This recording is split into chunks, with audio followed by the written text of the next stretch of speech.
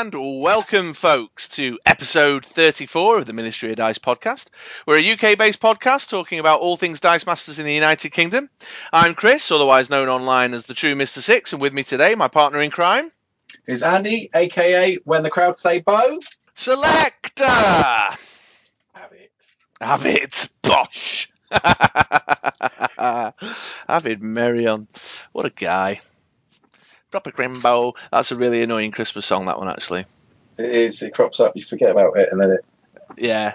And then one of the Christmas music channels just chucks it in the middle of all those great classics. I've forgotten about him now. I was thinking more of the Artful Dodger and Craig David himself. Oh, yeah. I saw Craig David in a nightclub once. Did you? Do you know he's from Southampton? Oh, I didn't know that, no. Yeah. Yeah, I saw him in a nightclub once. He was surrounded by just like a massive posse of huge bouncery types. Nice. I've seen him too. I saw him in a dentist with his mum. Oh, sure. Okay, yeah. No, true story. It's true. It's not like I made that one. I was in the dentist and he has only just started to become famous, so Bo Selector had come out. I think the second one he did with Artful Dodger come out, and they let him go out the back door in the middle of a suburb in Southampton where no one was around the front door, but he was there with his mum going to get his teeth done. All right. So, you mean this to suggest that some of the stories we tell might not actually be entirely true? Is that what you're implying? No.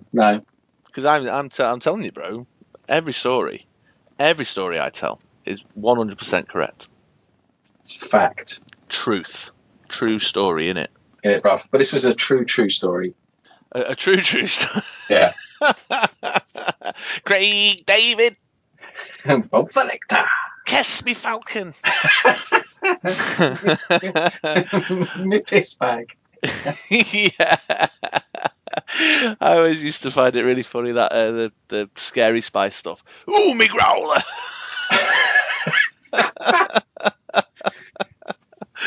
Oh dear, that won't have dated very well if anyone watches that now, of course. No.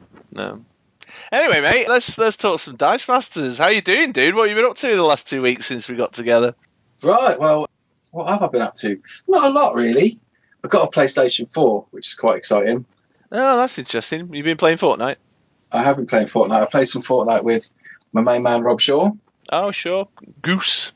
The Goose Man. The Goose is loose. Did a bit of duos there. We built this amazing fort on top of this house and then got massacred by a group of 7-year-olds. That's just how it goes sometimes, man. Console gaming, I don't know what to tell you. Yeah, I think we've lost our twitch reflexes in our old age. Sure. Well, it's just a matter of it's like riding a bike. It'll come back to you. Yeah, a bit more practice. So, yeah, I've been playing some of that. Playing a Spider-Man game. I know that we're not really video game podcast, but the Spider-Man game for the PS4 is amazing. It's like a really long Spider-Man film, but you get to, like, do stuff in it. It's very cool. Very, very, very, very cool. I've heard lots of good things about it, yeah. Yeah, it's really good. We've had some games. We've been practicing ready for our Gaming versus Cancer Ministry of Dice presents Dice Masters, which will have happened by the time this is released. Yes, just on that note, actually, so it's our intention to record some audio and do some live stuff at Gaming vs. Cancer, but because of our recording schedule, even though the event will have happened the weekend prior to this coming out, you'll be getting the coverage in the following episode to allow me time, because I'm travelling. I haven't got the time to do the editing, short notice. So, yeah, on that. Give us a bit of time. Yeah, I know we've been practicing, but I'm so in my head about my teams. So the golden escalation format is just wide. It's mental. Yeah, it's mental. I just don't know, man. I just don't know. Yeah, I know. We've been through so many different teams and combinations. You can tell. Yeah, who knows what we'll be playing on the day. Yeah, well, I've narrowed it down to 2 teams that I've practiced quite a bit. I've got to confess that the Pyro Global Escalation team that we've been reporting on in recent episodes will not be hitting the table at Gaming versus Cancer. I just don't feel confident enough with it at this stage. He says, talking like he's attending the UK Nationals or something. And the Punisher team that I'll be working on is awesome, but the Raven cancelling out, being able to intimidate off things, ruins the day. It's a bad fit. Yeah, it's a bad fit. Yeah. Yeah. Oh, so there you go. Anything else, my man? Anything else on the gaming front? No, not really. Not really. Been busy time dealing with real life, so no, just that little bit there. What about you, mate? So, in the non-Dice Masters sense, me and the good lady, the hashtag competitive wife, had one of our classic wine and games nights. The key feature of that was a head-to-head on Smash Up, which works reasonably okay as two-player, but I like it because it's about the limit of which I can get Joe to play some more kind of like a cardy game, if you know what I mean. Right. That's more akin to the stuff I play, like with yourself and with the guys down at Element. So that was all right, and then a little bit of a favourite of ours called Temporary Worker Assassin, which I know I've spoken about before.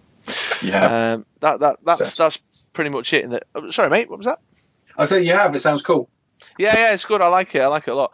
That's a deck builder, but I like it's got the theme. The artwork is really cool on it. There's some awesome artwork on it, and I like the sort of the mix of the mystical with the boring, mundane, temporary office worker kind of theme. It just has a quirky feel to it that I enjoy. On the Dice Masters front, as you just mentioned, me and you have been getting ourselves prepped up and ready for the global escalation at the Gaming versus Cancer. And then down with the dudes at Element Games, we played a single set night on our standing Tuesday night. Cool. Yeah, that was good. We like a single set night. Although, once again, the legend, the spammy, cheesy legend that is Steve Clegg, rooked up with his nasty AVX team, loaded up with gross super rares. Let me have a guess. Was Serena on there? Most certainly was. Green Goliath Hulk. Indeed he was. Right, then we'll have Gobby. Yeah, I think he was. I didn't play Steve myself, actually, but there was another spammy, cheesy fondue maker there. Paul brought his cheesy AVX team as well. Johnny Storm, Gobby, Serena, Green Goliath. It was pretty grim. But I played all Batman. I went with the Batman set. The Batman set. Yes. Yeah, okay, cool. Yeah. The reason I did that was because we'd paired up team packs and starter sets with kind of aligning sets. So Maximum Carnage, for example, was with ASM, Harley Quinn was with Batman, etc., etc. Right. Iron Man War Machine was with Civil War? Yeah, it might have been Civil War. I think we paired that up with. I can't remember. I did a list on our Facebook page, and so I chose Batman because I wanted to play with some of my new toys in the Harley Quinn box. Did you want to play Poison Ivy? Did I have Poison Ivy on the team? I might have had Poison Ivy on the team, but it was the sidekick Batman I was playing around with, actually. Oh, cool. I love that one. I've got them here. Is that the one that I like with the Overcrush? Yes, that's right, there? Yeah. So the team, it was Ace the Bat Hound, who's an ally. You can see where this is going. And then I had the Robin from Batman that's an ally who gives all the other sidekicks +1 defense. And then just for funsies, I threw Super Rare Darkseid on. Basically, my aim was to swarm Ace the Bat Hound. that was my main aim.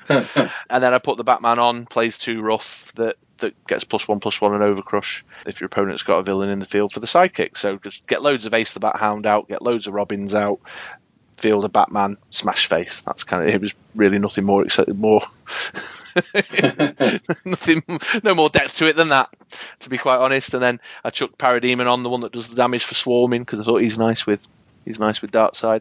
So it was a fun team to play, but yeah, it got absolutely annihilated by the grossness that was hanging around. Although my man Duncan, traditionally true to form, rocked up with the weirdest, jankiest team with Super Rare Punisher and the what's his name, Adam Warlock. Is it the Adam Warlock Nowhere shenanigans that snatches all your dice?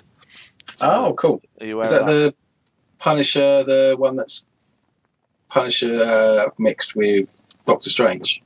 Yeah. So yeah, fun night, but I got nailed. Say again, sorry. Anyone? No, dust. It's from Little Britain. You tried eating dust? We're very Anglo comedy centric this evening, aren't we? We are. And if that went over your head, that is going over everyone's head. Yeah. Apart from Teach, because Teach gets me. Yeah, it's anybody interested in mid-noughties sketch comedy? Well, we've got a podcast for you. Only me. Isn't milk brilliant? This week I've been mostly eating strawberry flavoured Pop-Tarts. Ooh, suits you, sir. Oh, we could do a whole episode on the Fast Show. We absolutely could. I was also, what was the other one that jumped into my head? Loads of money. Oh, yes. Harry Enfield's first, I think he was, wasn't he? Yeah, that was the 90s though. I tell you what, I did notice on Netflix the other day. Total random, Chris patented tangent. A little bit of Fry and Laurie was on. Oh my lord! Yeah, which was a proper blast from the past. And actually, just a little known fact for the listeners. You may or may not know this. I don't know if you mentioned it, but Andy's actually quite an accomplished pianist. Oh, here we go. Yeah, I'll say that again. Pianist, yes, just for the avoidance of all doubt. And Hugh Laurie is obviously well known for his piano work. He's a jazz musician and played piano quite frequently on a bit of Fry and Laurie. But it's not well known that actually Hugh Laurie was taught how to play the piano by our very own Andy England, UK national champion 2017. Yeah, little known fact. Story. But I like that you brought in my national champion 2017. We haven't said that for a while.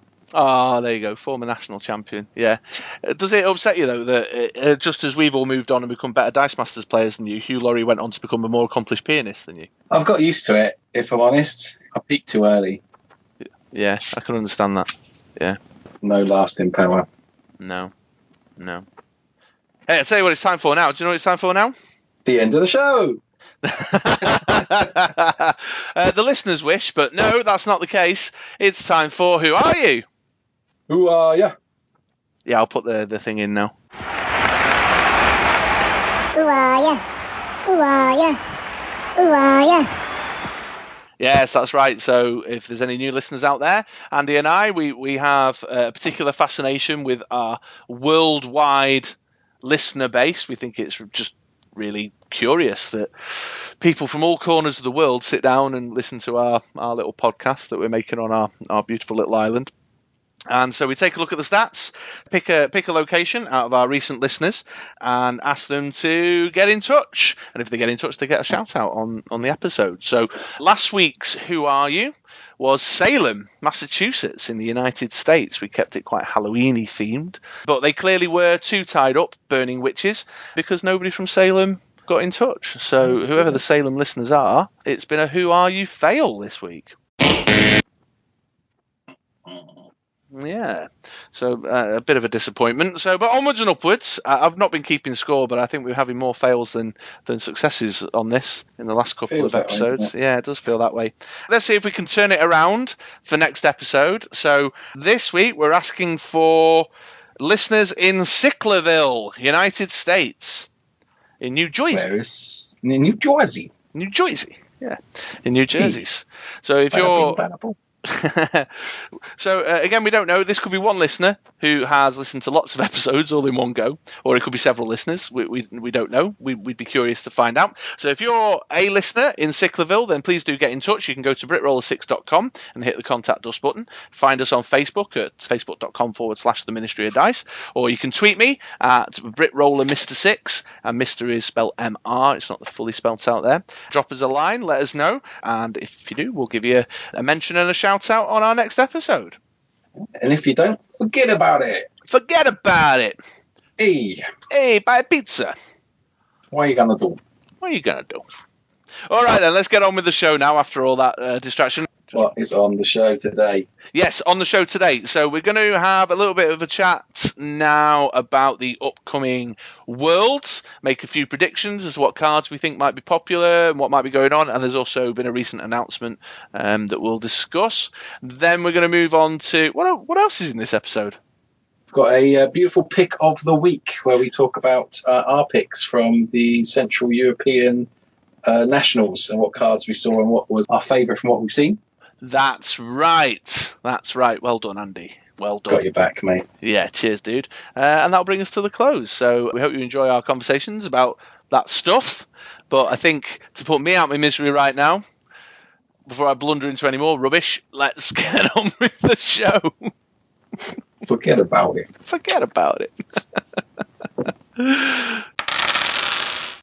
Yes, okay then, folks. So, in the world of Dice Masters, we've got a pretty big event coming up in the back end of this month. Just 2 weeks away, or roughly 2 weeks away from this episode coming out, and that is our Dice Masters 2018 World Championship. Ooh. Yes, very exciting times. So we just wanted to put the word out. I'm sure everybody knows, but if you don't, then hopefully we're helping put the word out. But also, Andy, I believe you had a few predictions as to what you thought might be going on in the meta, or at least some ideas as to what you think we might see, and just generally chat rubbish about the event. Yeah, thought it would be quite good to have a chat about what teams we think we're going to see. It's modern without Cube, but I think Uanti's still well in the mix. Yeah, you've got all the new stuff, and you've got all the Avengers stuff that's come out since US Nats. Yeah, that's right. So we'll have a bit of a natter about that. So let's do the practicals, I suppose, to begin with. Do you have the information in front of you yet? I do. Just okay. About. Well, you can do this bit. You do the rundown on the event then, my man. Okay, so the World Championships for Dice Masters will be at PAX Unplugged at the Philadelphia Convention Center. That's located in Philadelphia, Pennsylvania. Have a look. Dude, it's the Pennsylvania Convention Center in Philadelphia. That's not what Wizkid's website says. I'm on Wizkid's website right now. It says Pennsylvania Convention Center, 1101 Arch Street, Philadelphia.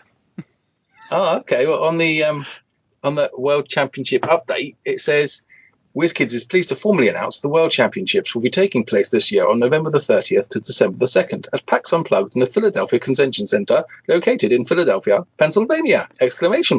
Oh, well, Jimmy, if you're listening, man, you need to have a word with your marketing department. You're going to have half of the people wanting to compete going to the Philadelphia Convention Center. The other half will be in the Pennsylvania Convention Center. Yeah, absolutely, and they're probably really far away. Yeah, little known fact for the listeners that I have heard from my friend Steve Clegg that there's a core group of gamers from Somalia who picked up quite a lot of Dice Masters from pirating, and they've been practicing away, and they are heading to either the Philadelphia or Pennsylvania Convention Center, wherever Worlds is, and they are looking to compete heavily and win the World Championship.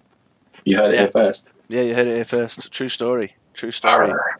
Yeah. Steve Clegg on his skiff. But to get back to the simple, short part of the discussion, so it's going to be between the 30th and the 2nd of December. Doesn't actually give me the date of Worlds, so it's the Saturday. It's stuffed. The Saturday. Yeah, it's on the Saturday. So there's a qualifier on the Friday on November the 30th. And then there's the actual World Championship on the Saturday. And then there's a variety of side events taking place through the weekend as well, which, if memory serves me correctly, this bit I haven't got open on my iPad in front of me, but if memory serves me correctly, there's a Dungeons & Dragons event. There's a cube draft, which I think is using the Avengers Infinity contents. Oh, nice. Then there's the format 10 in 10. Oh, yeah, I remember that one. I think there's a side event of that taking place, and then maybe one other, but my memory's a bit hazy. I've done all that off the top of my head. So, yeah, lots of Dice Masters going on. But the main event, the big event, is the qualifier on the Friday and the actual championship final on the Saturday. Yeah. Yeah, because they've got qualifier pods, don't they? They do that in America. Yeah, they fire them off with 8 players, don't they? Yeah. Yeah. Hashtag wanna collude. Hashtag why not just do a tournament? Yeah, I don't know. You'd have to. I'm not sure what that's all about. I don't understand it. I don't understand the system. Someone will come out the woodwork and explain it to me. I'm sure. I played in a couple when I went out there last year. Oh, of course you did. Yeah, I forgot. You went to Worlds last year, didn't you? I did go to Worlds. I'll tell you about it sometime, mate. Yeah, you should. And it's you pay your whatever it is, your tenner. Then it's there's like 8 people, so you play like 3 games, but you get knocked out. So you pay your tenner, you play a game, you get knocked out. You have to then go back, pay another tenner, wait for another 8 people to turn up, so you can try and fight your way through 3 games to be a winner. Right. Okay. So that's obviously designed to maximise the qualification potential, then, isn't it? Yeah. Because you're not waiting for, so unlike our qualifier, which is a Swiss tournament with top cuts, where it gets whittled down through the day, you could have several attempts to qualify, couldn't you? Yeah, you could.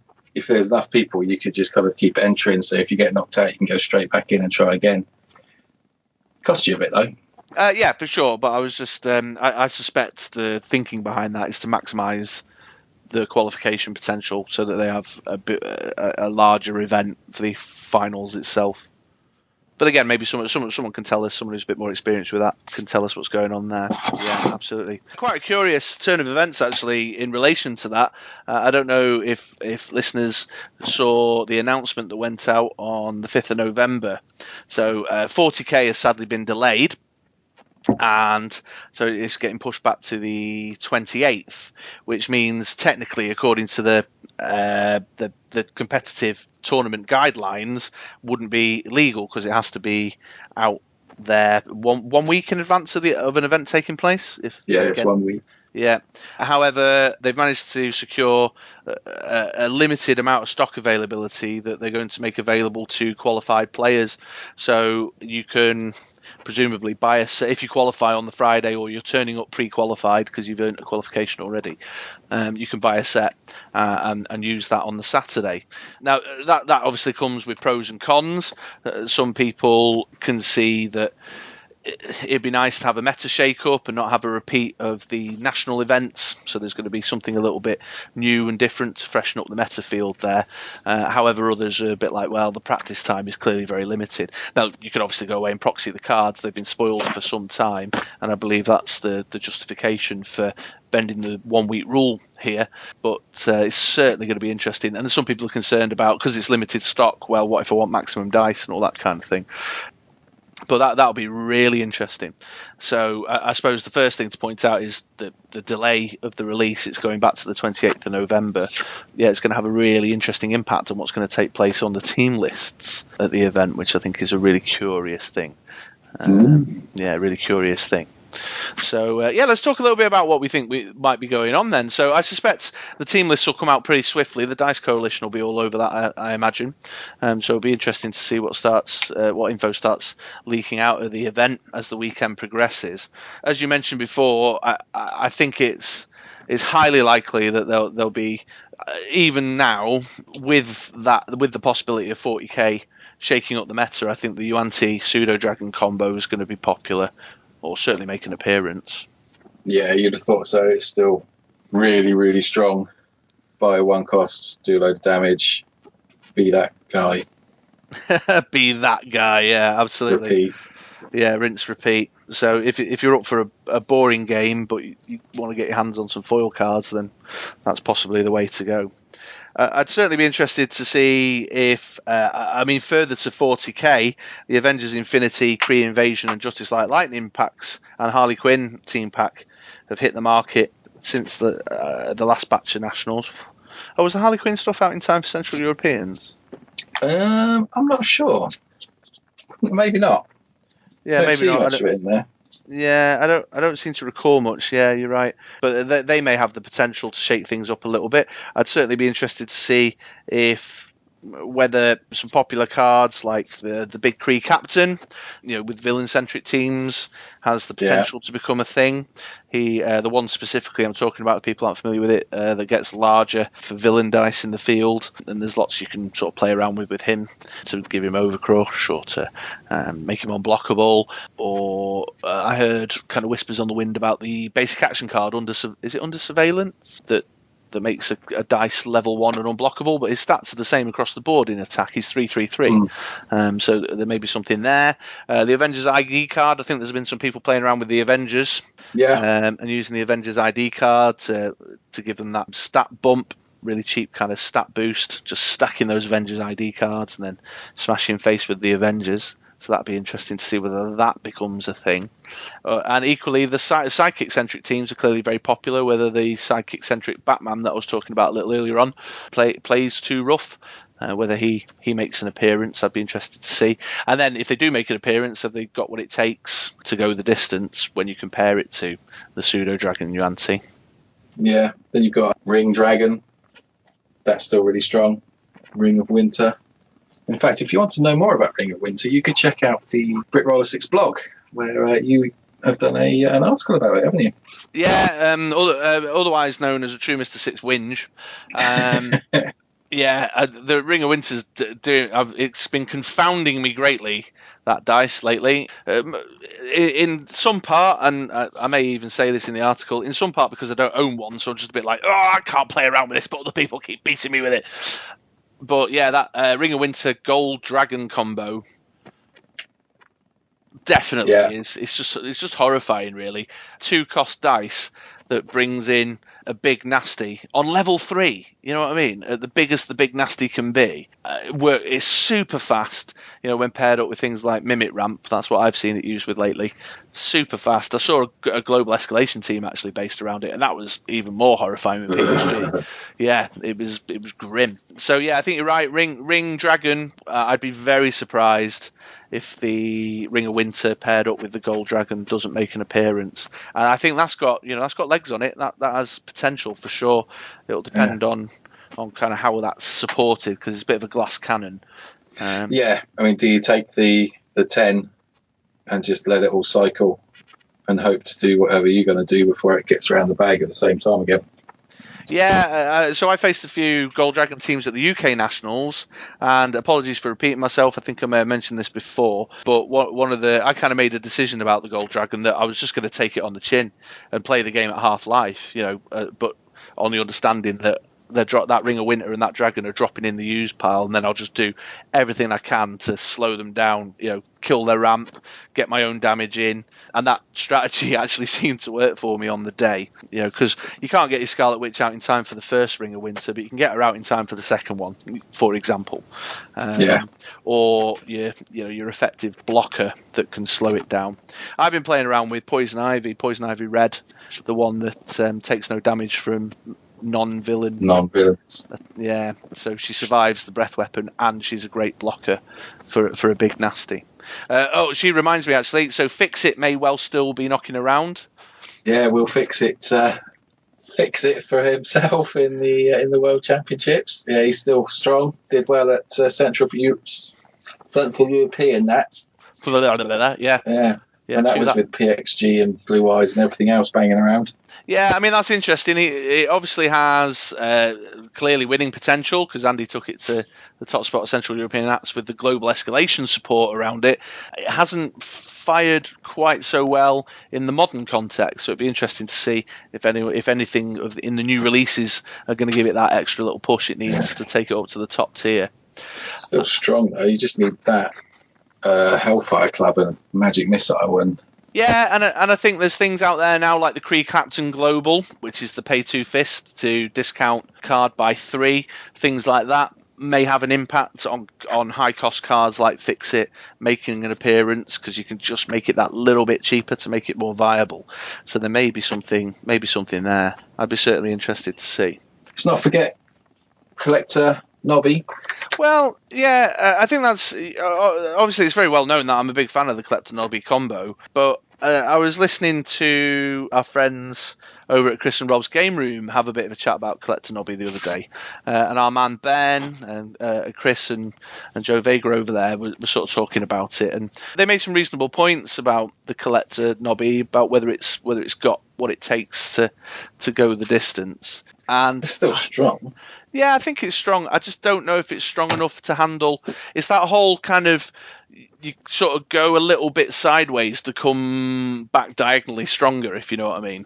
Whereas strategies like your Gold Dragon, your Yuan-Ti, your Fix It's, they're just kind of very straight to the punch. Yeah, but everything, and we've had an influx of new villain control since the UK Nats, certainly, that does nothing but slow down your opponent. You've got Poison Ivy that's come out in the Harley Quinn set, and that's going to slow your opponent down. Yeah. You've got Blob that does nothing but slow you down. Yeah. You've got villains cropping up everywhere. In the new Avengers set, you've got the Kree Captain, he's a villain. The Kree Soldier, normal dude, Soldier, he's a villain. And they're all really good cards. So if you can find the right fit to whether you then collect her in a Nobby or do you collect her in a big fat Kree Captain, there's different options now which could put some people on the back foot if they haven't thought about it. Yes, absolutely. I don't disagree. I'm just calling it out. Yeah. And then, of course, the 40k. I mean, I know that range has been attracting a lot of attention, and people have been talking about that. There's a card. It's one of the, I think it's one of the Space Wolf ones, the Dreadnought. Is it Venerable Dreadnought? That gives all your active character dice range 1, which has got a lot of potential, as well as some of the range cards there. I don't think frag's going to make a difference, but range certainly has a lot of potential to interfere with the meta there. So if people have been proxying that up and sort of thinking it through, there could be some interesting stuff taking place in that space. Yeah, it's only a 4 cost as well, that one. So it's not going to take much to get it out. No, absolutely. Its fielding cost at the top end is a bit painful, but it's got good stats, good purchase cost, great ability. Given everything range, there could be a lot of potential to play around there. So I think that's all the sort of well-reported big hitters. But then, of course, as often is the case with these events, you just don't know what's going to come out the left field.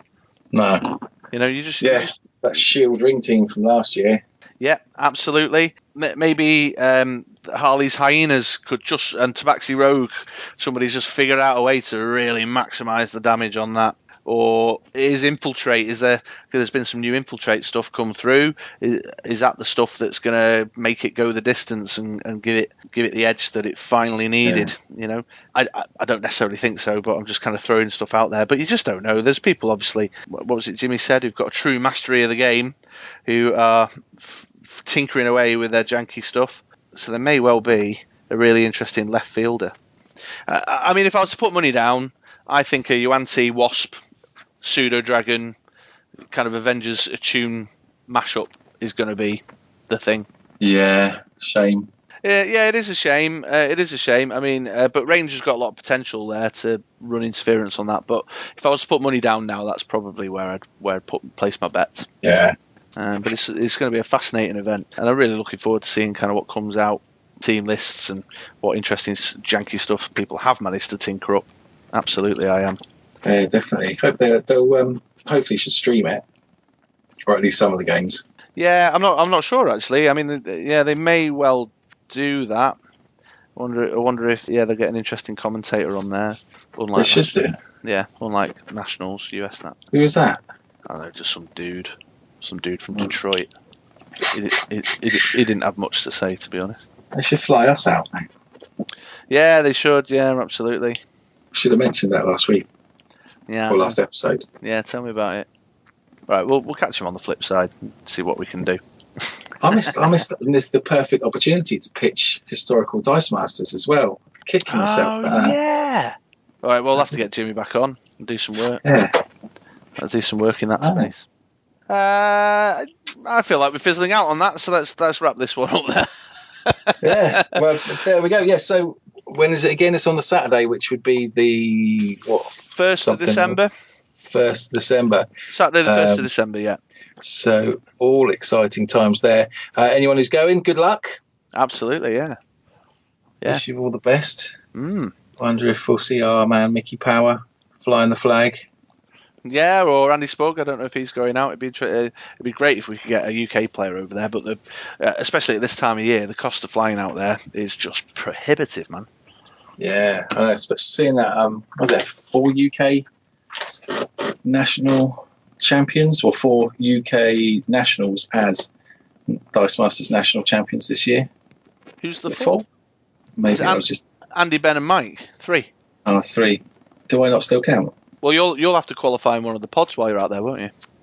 Yeah, of course. That's what I was thinking. Yeah.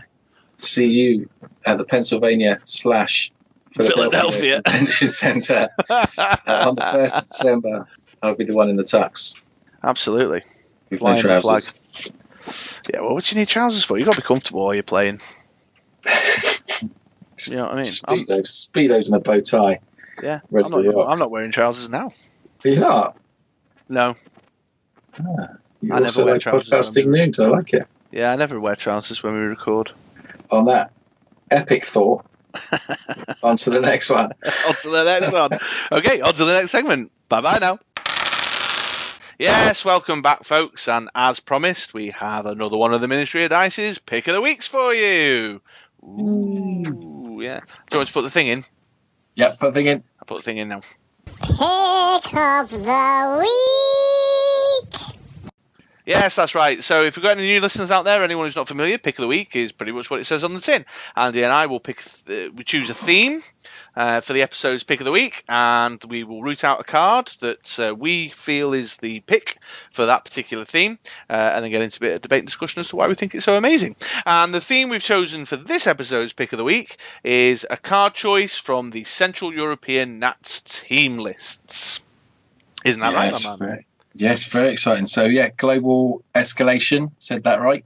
That was what they used at Central European Nats. So the wide variety of cards available to choose from. And there were some really interesting and a bit off-the-wall choices that we saw being used. And we've picked one each to have a chat about and delve into a bit deeper. Yeah, absolutely. So just in general, before we get into the specific cards, the team list of Central European Nats, I think the variety that was on display there was really quite interesting, just full stop in its own right. Yeah. And there were certainly some classics from the archives of Dice Masters gone by that stood out for sure.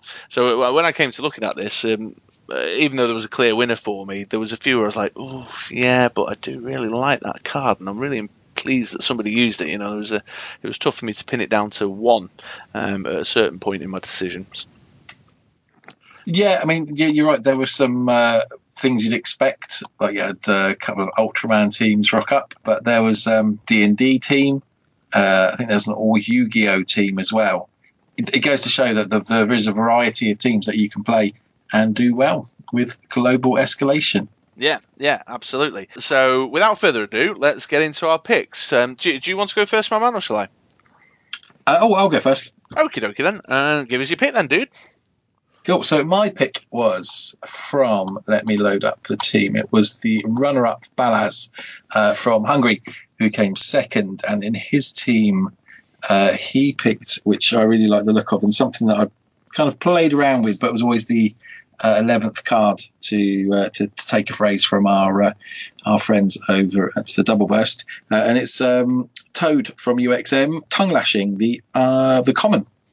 I'll give you the rundown. So Toad tongue lashing, he's got the villain affiliation. He's a 5-cost fist, and while Toad is active, each opposing non-sidekick character must attack if legal. And then the burst, which is on his level 1 and level 2. Opposing characters take 2 damage when they attack. His stats running at 121, 232, and 244. Yeah, this is an old school geezer from UXM, isn't he? Yeah, they're from way back in the day. And yeah, it's just the ultimate kind of board cleary removal of something or everything you don't like the look of, because they have to attack. End of, yeah, absolutely. And you can, KO or let through anything that's really bugging you. I noticed on Balaz's team that he had, was it the Venom? Or yes. Dr. Doom? I forget which one. Venom, was it? Venom. -2 for non-fist opposing characters on Venom. Yeah, which is clearly quite potent with the 2 damage that Toad does on his burst face as well.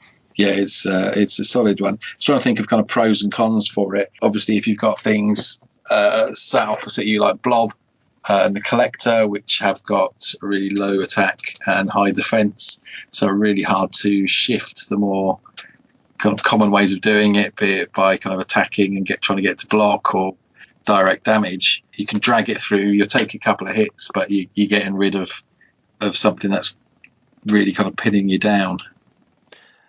Yeah, at a relatively low cost turn by turn. I mean, obviously he costs 5 to purchase, and his fielding cost can be a little painful. But you can just camp him out there, and he can clear that field down. Whereas with a Black Widow taunt global, there's a need to save your fists, and he can clear a whole field out rather than 1 or 2 that you could maybe afford to fire into a taunt global. Yeah. I really liked the 2 damage when they attack. I have used him in the past and been caught out with him a bit, though. Yeah, I was going to say, if you're going up against something like Guy Gardner, although you wouldn't have him in global escalation. I'm really struggling to say global escalation. I keep wanting to say golden escalation. But I'll soldier through. So if you come up against someone who's aggro attack, it's not a massive hardship if everything attacks. I suppose you still have your strategic bits, things that you're using for ramp or using for a buff or using for defense, which can come through. But if you're using for example, Venom that we just spoke about as a defensive strategy to keep him out there and take 2, him going through at his stats, which I know they're pretty high, isn't the end of the world. Yeah, I think against a control-y team, you're going to be wanting to get him out, but you might want to think twice about putting him in the field if you've got a load of dum-dum Duggans or, I said, Guy Gardners or things of that nature, some big multiple hitting bad boys. Yeah, for sure. Although, as you say, with a card like Venom out, or the Doctor Doom that gives everything -1/-1, or our friend Valindra. Is she -1/-1 or -2/-2? She's -1/-1. -1/-1, or perhaps another blanket damage card like, I don't know, Awaken Jubilee, something like that. Then the likelihood is, or the game you're playing really, is to try and have them attack, but kill them all before they could even get close to hurting you. Whereas, as I say, I got caught out using it in the past where perhaps I didn't have the blockers or the 2 damage wasn't quite enough. But with a Venom in the field, anything with a defense less than 4 isn't going to make it. No. So that's your Duggan taken care of. So yeah, he is a lovely card, and there's lots of janky fun you can have. Just as a random patented Chris tangent, if anyone's interested, the team I used to play around with him with was I used to use the OP, the Organised Play promo Beast Nefarious Geneticist. For anyone listening who's not familiar with it, Beast Nefarious Geneticist, what he used to do was when he blocks, you can get yourself a dice with a purchase cost of 2 or lower for nothing. So you basically are buying for free. And if Beast was on his burst face, which I think was his level 1, his bottom face, then you could get a dice with a cost of 3 or lower. So I used to like putting a couple of beasts out, putting a toad out, and then just lining up some 2 or 3 cost characters, forcing them to attack, blocking them with the beasts, and then buying my dice for free. Nice, I like that. I like that a lot. Yeah, it was janky. Yeah, so that's my choice. Really good card. Used really well. Obviously got to second place in Central European Nats. Interested to hear if listeners got any thoughts about that card. Have you used it? If not, do you fancy playing about with it? Have you got on? Let us know. Yeah, absolutely. We'd be interested to hear any interesting combinations. But by the time this goes out, we'll have actually already played in our Global Escalation tournament at Gaming vs. Cancer. Maybe we'll receive some tongue lashings there. We can only hope. Yeah, we could talk about our teams then, can't we? Because this won't come out till afterwards. Well, yes, we could. Yeah, we could. But I don't think either of us have decided on what we're playing yet. So no, yeah, mine's a bit up in the air. Although, going back to your comments around Toad tongue lashing, he would be a bit of a pest for my team. That as my villain team, for example, because a lot of my guys, while they've got big defenses, haven't got very big attacks. But they play a utility piece on my team, and so a toad forces them. And if your opponent's willing to take the 4 or 5 damage that it would probably result in, which you would be, knowing that I could probably deliver 10 in my turn using the combo that they initiate, then it would definitely be a challenge. So in hindsight, if there's anyone out there and you didn't play Toad tongue lashing, maybe you should have done. I would have struggled with it. Yeah, and I might put that on my team. Thank you very much. I don't know if you're. I'm just looking over my other team now. Actually, I think my other one, my Magic Missile one, that would be all right. Yeah, definitely worth a look. Right, should we go on to your choice? Yes, absolutely. On to my choice then. So the card, as I say, there was a front runner that was standing out to me particularly, but there was a couple of notable mentions that maybe we'll move on to. But the choice that stood out for me was the Satchel of Unlimited Weaponry, and it's the rare with the subtitle Chimichanga. This is from the Deadpool set, and it's a 5-cost bolt. And the text reads, deal 2 damage to target character die or player for each action die in your field zone. So it's my pick of the week because Jezko from Slovakia, who got knocked out in the top 4 at Central European Nats, I just think is a pretty brassy, bald guy to turn up to an event with an action-focused satchel team. Yeah. I'm just like, what a guy. Just high tens all round for that dude. So his capacity to deal damage is clear. They do 2 points of damage. I like direct damage stuff anyway, we know that. So the capacity to deal 2 direct damage for each action die in your field is eye-catching enough. It's quite expensive at the 5 cost. But I think there's loads of really cool, useful, continuous action die that you could structure the team around. So even though it's a pick of the week, it does rely very heavily on its support network, its little combo cards. Yezko specifically had loaded up on the Kiln, the one that captures dice, captures characters. The Lantern Battery, the super rare that makes it difficult, makes it expensive for your opponent to attack you. He had a Danger Room in there. He had Captain Cold's Cold Gun. All just great actions that could sit in the field and disrupt your opponent's happiness. And then clearly the plan was then just to drop a satchel out there, deliver the damage. It will rotate round, drop it back out, deliver the damage while your opponent's characters are all getting snatched up by the Kiln. Any characters your opponent has got out, it's going to cost them to attack because of the Lantern Battery, or you're going to shoot it out with the Cold Gun. Anything that's doing you nothing. So it was a really well constructed team around that one particular pick of the week. I just think it's really interesting. He's put a Serarak and Red Dragon in there to get around the Scarlet Witch problem and to address the 5 cost, so he can afford to buy his actions. So it just all comes together really well, and I think it's a great centerpiece. Yeah, it's a really kind of well thought out team when you look at how the bits work together. You've got Mirror on there, so he's got anything going through with a big hit. Can reduce that down to reduced down to two or three. Off the top of my head. 2. Yeah, really clever. Yeah, so I was really quite impressed with it, and I like direct damage strategies. I think also it speaks to something we've mentioned this before, that certainly something I know you've said in the past, although what I'm doubting now is whether we've said it on a recording, whether it's just been in our conversations. But this idea that you find a team you like, something that's fun and engaging, but it's got the core components of good ramp, a win condition, a way of some control or some protection, to make sure your win condition is secure. And if you play it and practice with it, and you know it and you understand it, and it's a bit from left field, there's a strong chance you can rock up and do really well. Yeah, absolutely. Doesn't need to be the meta cards that people are shouting and screaming about to do well. If you've got something that you like that works and you know how to play it, you can beat someone who's just sat down with a Shriek, Blob, Nobby, Collector type team. Yeah, absolutely, and I think there's something.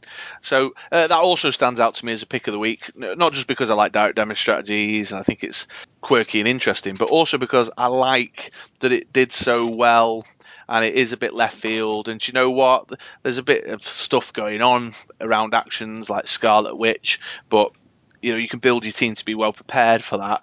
And I actually suspect maybe someone who played Yezko, or even Yezko yourself, by all means get in touch. I actually suspect that the damage delivering capacity of that could get pretty heavy pretty quick. God, yeah, we haven't got their dice counts. But the Kiln's like a 2 cost, isn't it? Let's have a look. I know that the Cold Gun's 3, isn't it?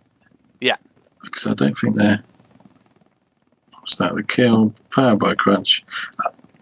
Okay, that is a 4 cost. The other 2 are 2 costs. All right. I suppose you've got the Gold Dragon's going to make it 2, isn't it? Oh, Greater Dragon. Red Dragon, yeah, that's right. And the Red Dragon, when he's buying them, is dealing a point of ping damage as well. So you're softening the field right out the gate there. Just chipping away. What's that Guardian of the Faith do that you had on the team? Let's have a look. That's the one that's reused the Dwarf Wizard picture, I think, isn't it? Guardian of the Faith. Continuous again. When you could use a global ability, you can send this die to the use pile to have target level 1 attacking character die considered blocked without assigning a character die to block it. So again, it works well with the fact that he's not going to have many blockers. Yeah, it's in essence a replacement character, isn't it? Yeah, it's clever, and it's a continuous action that will do damage from the satchel. Yeah, and for a bolt and one other energy with Red Dragon, you can fill your boots with them, can't you? Yeah, definitely. Yeah. Very clever indeed. Yeah, absolutely. So pick of the week is Chimichanga, but I think just something about the whole team and the way it strings together and the combos that you can then go for. It opens up some dusty cards as well that you might not normally use. I like that about it, because it's got you looking at your continuous action dice that you might not necessarily get. Like Guardian of the Faith, I'd never have looked at that. Didn't even know what it did, So just lots going for that card as a pick of the week, and I'm just like super into the fact that it came in the top 4 at the Central European Nats. Cool beans. Yeah, so there we go. There's my pick of the week, my mum. Very nice. So, as I said with mine, what do the listeners think of the satchel? Have you used it? Have you played it in a different team that worked well? Do let us know. We love hearing from you. We want to get more correspondence in. Yeah. So, let us know. I got a feeling our man Troy, online gaming guru Troy, I've heard of that, man. Has toyed around with that satchel a bit. So, Troy, if you're listening, give us a shout. Let us know what any janky combos you've got going on with that bad boy. And Tony do something with satchel. Who's Tony? Tony who?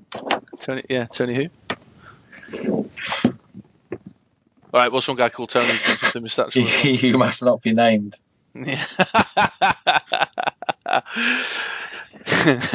I never liked that. Why has Voldemort not got a nose? He cut it off to spite his face. Hey, I'm here all night, folks. Here all night. I got a few people in the last episode, the top 10, pointing out the dad jokiness of my top 10. I've noticed.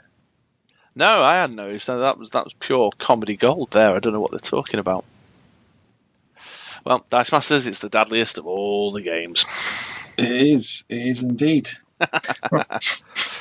Right, okay, well, where are we? We're in the weeds right now. So let's wrap this segment up there and move on to the next segment. So, yes, welcome back. I've messed up the 5 seconds of silence because I was laughing at our little in-betweeny chat there. Maybe one day we'll tell you what we were laughing about. But, yeah, sadly, folks, as with all good things, they must come to an end. And this brings us to the end of another episode of the Ministry of Dice podcast. A particularly meandering, rambly one, I feel, this week. So I hope you stuck with us all the way to this point at the end now. I'm certain they did. If you're out in Sicklerville, New Jersey, then give us a shout if you're interested in getting a Who Are You shout out on our episode in 2 weeks' time. Bada bing. Bada boom. Yeah. Good luck, or I hope everyone enjoyed themselves, I should say, at the Gaming vs. Cancer event in the UK over the weekend just gone. And come back in 2 weeks' time for the coverage of that to find out what's the what and how that's gone and what our thoughts on global escalation are. We may revisit some of my thoughts about organising your own events as well. I think that might be something people would be interested in hearing.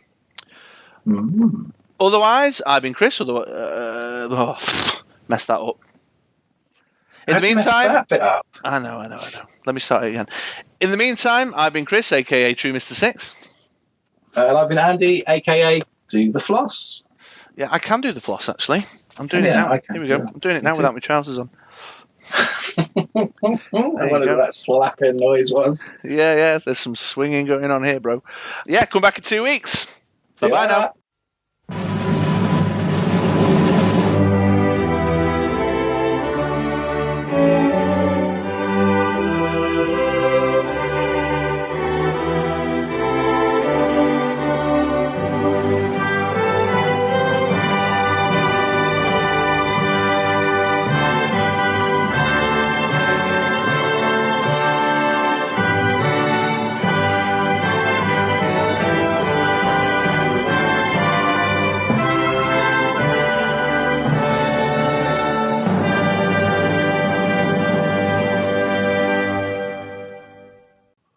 I'll tell you what you're going to do in New Jersey. You're going to go to the airport and hijack trucks.